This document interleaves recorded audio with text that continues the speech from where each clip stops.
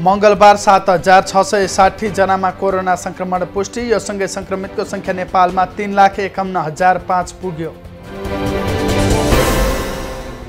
कोरोनाका कारण पछिल्लो 24 घण्टामा 55 जनाको मृत्यु। यो सँगै कोरोनाबाट ज्यान गुमाउनेको संख्या नेपालमा 3,417 पुग्यो।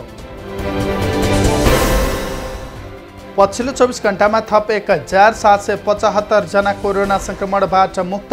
यो सँगै नेपालमा संक्रमण मुक्त हुनेको संख्या 2,87,790 पुग्यो। काठमाडौँ मेडिकल कलेज केएमसी सिनामङ्गलले 500 शय्याको कोभिड-19 केयर युनिट सञ्चालन गर्ने। क्याबिनको शुल्क भने बिरामीले तिर्नुपर्ने।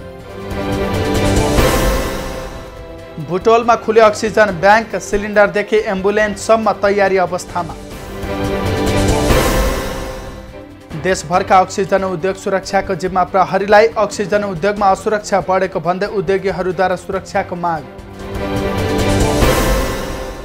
संक्रमितलाई शय्या आइसियु भेन्टिलेटर खोज्न सघाउँदै covid connect Nepal. Website covidconnect.np.org वा हटलाइन नम्बर 9813288998 मा फोन गरेर सहयोग लिन सकिने। निषेधाज्ञाको पूर्ण पालना गरेर सहयोग गर्न सहित शुक्रराज ट्रपिकल तथा सरुवा रोग अस्पतालका स्वास्थ्य कर्मीको अपिल। कोरोना संक्रमितको संख्या धान्नै नसक्ने गरी बढ्यो। प्रधानमन्त्री ओली नेतृत्वको सरकारले दिएको समर्थन फिर्ता लिने नेकपा माओवादी केन्द्रको निर्णय। समर्थन फिर्ताको पत्र संसद सचिवालयमा भोलि बुझाउने। अन्तर्राष्ट्रिय उडान रोक्ने भएपछि त्रिभुवन अन्तर्राष्ट्रिय विमानस्थलमा नेपाल छाड्नेहरूको भेड। संक्रमणको जोखिम बढ्यो। प्रदेश नम्बर 1 को 4,84,00,000 लागतमा निर्माण भइरहेको भोजपुरको दिङला बहुउद्देश्यीय धर्मशालाको काम 90% सम्पन्न। भुक्तानीमा समस्या भएकाले निर्माणमा ढिलाइ। कोरोना संक्रमितको उपचारमा प्रयोग हुने रेमडेसिभिर औषधिको अभाव हुन नदिने औषधि व्यवस्था विभागको भनाइ। कुनै औषधि विक्रेताले अवैध काम गरे लाइसेन्स रद्दसम्मको कारबाहीको चेतावनी। सुनसरीमा कोरोना संक्रमितको संख्या बढेपछि सीमा क्षेत्रमा कडाई। 71 स्थानमा चेकपोस्ट बनाएर कडाई गरिएको प्रहरीको भनाइ। चामल दाल जस्ता दैनिक उपभोग्य वस्तु 3 महिनाका लागि स्टक रहेको वाणिज्य आपूर्ति तथा उपभोक्ता संरक्षण विभागको भनाइ। आवश्यकता भन्दा बढी खरिद सञ्चय नगर्न आग्रह। कोरोना संक्रमितको चाप बढेपछि 33 कर्मचारी करारमा भर्ती गर्ने शुक्रराज ट्रपिकल तथा सरुवा रोग अस्पतालको तयारी। वैशाख 24 र 25 गते अन्तर्वार्ता मार्फत कर्मचारी छनौट गर्ने। आफूलाई हटाउनु निरङ्कुशताको पराकाष्ठा भएको गण्डकीका निवर्तमान प्रदेश प्रमुख अमिक शेरचनको टिप्पणी। मुलुक राजनीतिक दिशा नै निरङ्कुशतातिर गयो। कोरोना संक्रमण फैलिएपछि आन्तरिक हवाई उडान आजदेखि बन्द। बिहिबारदेखि भारत बाहेक अरू सबै अन्तर्राष्ट्रिय उडान पनि बन्द गरियो। सुदूरपश्चिममा ह्युमानिटी फाउन्डेसनद्वारा अस्पताललाई अक्सिजन सिलिन्डर सहयोग। सेती प्रादेशिक अस्पताललाई 100 थान अक्सिजन सिलिन्डर हस्तान्तरण। बागलुङमा संक्रमित पत्रकार राख्न आइसोलेसन वार्ड निर्माण। पत्रकार महासङ्घ बागलुङ शाखाको सभाहलमा 10 जना राख्न मिल्ने। न्याय परिषद सदस्य लक्ष्मी बहादुर खड्का निराला रहेनन्। कोरोना संक्रमणका कारण सशस्त्र प्रहरी अस्पताल बलम्बुमा निधन। बैतडीको पञ्चेश्वर 6 मा शव बोकेको 101J183 नम्बरको जेप दुर्घटना। कम्तीमा 5 जनाको मृत्यु, 5 जना घाइते। सरकारको सिफारिसमा राष्ट्रपति विद्यादेवी भण्डारीले जारी गरिन् 7वटा अध्यादेश। यसअघि संसद चले पनि पेश हुन नसकेपछि अध्यादेश दोस्रो पटक जारी। पर्सामा निषेधाज्ञा वैशाख 30 सम्म लम्ब्याइयो। अक्सिजन उत्पादन गर्ने उद्योगहरूलाई पूर्ण क्षमतामा सञ्चालन गर्न आग्रह। उपत्यका बाहिर जान स्थानीय तहको सिफारिस चाहिने। 10 दिन क्वारेन्टिनमा राख्ने प्रतिबद्धता अनिवार्य। उपत्यकामा 29 गतेसम्म निषेधाज्ञा लम्बियो। पसल बिहान 2 घण्टा मात्रै खोल्न पाइने। विद्युतीय शवदाह गृहले थेग्न नसकेरै बागमती किनारमा अस्थायी चिता बनाइएको पशुपति क्षेत्र विकास कोषको भनाइ। दैनिक 100वटा शव जलाउन सकिने। माओवादी केन्द्रका अध्यक्ष पुष्पकमल दाहालको कोटामा अस्ट्रेलियाको राजदूत बनेका महेश दाहाललाई सरकारले फिर्ता बोलायो।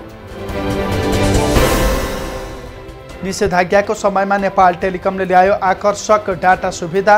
प्रयोगका आधारमा लामो र छोटो दुवै समयमा उपयोग गर्न सकिने। 27 गतेको बैठकका लागि सबै सांसदको PCR परीक्षण गरिने। परीक्षण वैशाख 22 र 23 गते हुने संसद सचिवालयद्वारा जानकारी। एमालेमा लागेका धनुषाका 1 मेयर र 4 उपमेयरलाई माओवादीले सोधे स्पष्टीकरण। 3 दिनभित्र स्पष्टीकरण दिन निर्देशन। दाङको लमहीमा 25 शैय्याको कोरोना अस्पताल सञ्चालनमा। पहिलो चरणमा 12 शैय्या तयारी अवस्थामा। निषेधाज्ञाको समयमा चार्टर्ड तथा उद्धार उडान सञ्चालन हुने। आवश्यकताका आधारमा अनुमति लिएर आन्तरिक तथा अन्तर्राष्ट्रिय दुवैमा उडान। कञ्चनपुरमा 31 गतेसम्मका लागि निषेधाज्ञा थप। 23 गतेदेखि ब्याङ्क बन्द। तरकारी फलफुल सातामा 3 दिन मात्र बेच्न पाइने। चट्याङ लागेर प्रहरी चौकीका प्रमुख मृत्यु हुनेमा झापाको किचक बध। प्रहरी चौकीका प्रमुख महादेव ठाकुर। धनुषा हुम्ला र नवलपुरमा निषेधाज्ञा। अत्यावश्यक बाहेकका सबै सेवा बन्द। स्वास्थ्य निर्देशनालय डोटीले अक्सिजन सिलिन्डर खरिद प्रक्रिया अघि बढायो। आवश्यक कागजात सहित 3 दिनभित्र प्रस्ताव पेश गर्न आह्वान। सहमति नगरी सरकारले न्यूनतम पारिश्रमिक बढाएको भन्दै निजी क्षेत्र असन्तुष्ट। रोजगारदातासँग पारिश्रमिक बढाउने गरी कुनै सहमति नगरेको भनाइ। झापाको ब्रिकेट कारखानामा लागेको आगो 24 घण्टासम्म पनि नियन्त्रणमा आएन। करोडौँको क्षति। नेपालमा अण्डाको मूल्य हालसम्मकै उच्च। ठुलो अण्डा प्रति क्रेट 30 वटाको 370 र मध्यमको 340 रुपियाँ पुग्यो। रामेछापको उमाकुण्डमा रहेको एक घरमा आगलागीमा परि 79 वर्ष धनबहादुर कार्की र श्रीमती 68 वर्ष सीता कार्कीको मृत्यु। भक्तपुरको सूर्य विनायकमा कोइला बालेर सोद्धा सुनिता तामाङको मृत्यु। भिसेरा र रगत परीक्षणका लागि नमुना प्रयोगशालामा पठाइयो। अन्तर्राष्ट्रिय उडान रोक्ने भएपछि त्रिभुवन अन्तर्राष्ट्रिय विमानस्थलमा नेपाल छाड्नेहरूको भिड। जोखिम झनै उच्च।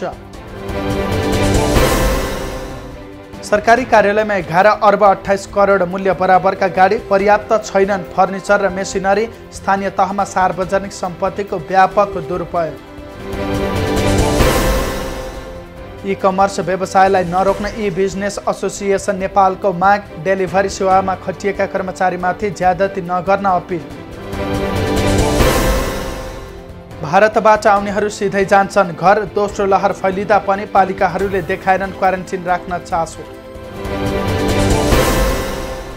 सरकारलाई खर्च गर्न पैसाको अभाव नभएको महालेखाको दाबी। सीमित क्षेत्रहरू खुला गर्न पाइने भएपछि सरकारको ढुकुटीमा परेको छैन चाप। भूकम्प प्रभावित पुरातात्विक महत्त्वका 493 सम्पदा पुनर्निर्माण सम्पन्न। 288 सम्पदा पुनर्निर्माणको चरणमा। चालु आर्थिक वर्षमै सुरु गर्ने तयारी। चीनबाट 20,000 सिलिन्डर आउँदै। अक्सिजनको सहज व्यवस्थापनका लागि तयारी अवस्थामा रहन अस्पताललाई निर्देशन। पूर्व रानी कोमलको स्वास्थ्यमा उल्लेख्य सुधार। पूर्व राजा ज्ञानेन्द्र शाह र पूर्व अधिराज कुमारी प्रेरणा शाहको अवस्था भने सामान्य। कोरोनाको संक्रमण नियन्त्रण बाहिर जान थालेपछि भारतको बिहारमा मे 15 सम्म लकडाउन। सरकारी तथा निजी सबै कार्यालयहरू बन्द। अविभाजित जम्मू कश्मीरका गभर्नर जगमोहन मल्होत्राको निधन। मल्होत्राको निधनप्रति भारतीय प्रधानमन्त्री नरेन्द्र मोदीद्वारा दुःख व्यक्त। कोरोनासँग लड्न दिल्ली सरकारले माग्यो सेनाको सहयोग। कोभिड केयर सुविधा र आइसियु युनिट सञ्चालनका लागि सहयोगको माग। भारतमा कोरोना संक्रमितको संख्या 2 करोड नाघ्यो। पछिल्लो 24 घण्टामा 3,57,000 बढी संक्रमित थपिए। 3,449 जनाको मृत्यु। भारतमा कोरोना विरुद्धको खोपको अभाव अझै केही महिना कायम रहने सेरम इन्स्टिच्युटको भनाई। जनसङ्ख्याको 2% भन्दा कम मानिसले लगाए खोप।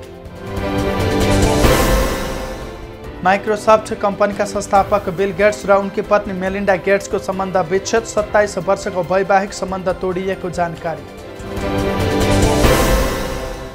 इजरायलमा नेपाली सहयोगी कामदार पठाउने सम्बन्धी निर्देशिका 2078 जारी। 25 वर्ष पुरा भएर 45 वर्ष ननाघेका नेपाली नागरिक जान सक्ने। चुनावी नतिजापछि पश्चिम बङ्गालमा हिंसा, कम्तीमा 6 जनाको मृत्यु। अमेरिकाले बढाए वार्षिक रूपमा अमेरिका प्रवेश गर्न पाउने शरणार्थीको सङ्ख्या 15,000बाट बढाएर 62,500 पुर्याइयो। अमेरिकी कम्पनी फाइजरले कोरोनाबाट अति प्रभावित भारतलाई $7 करोड औषधि पछाउने। मानवीय सहायता स्वरूप निशुल्क उपलब्ध। किशोर किशोरीका लागि कोरोना विरुद्धको खोप लगाउन स्वीकृति दिने अमेरिकाको तयारी। फाइजर खोप 12 देखि 15 वर्षसम्मका बालबालिका किशोर किशोरीलाई लगाउने।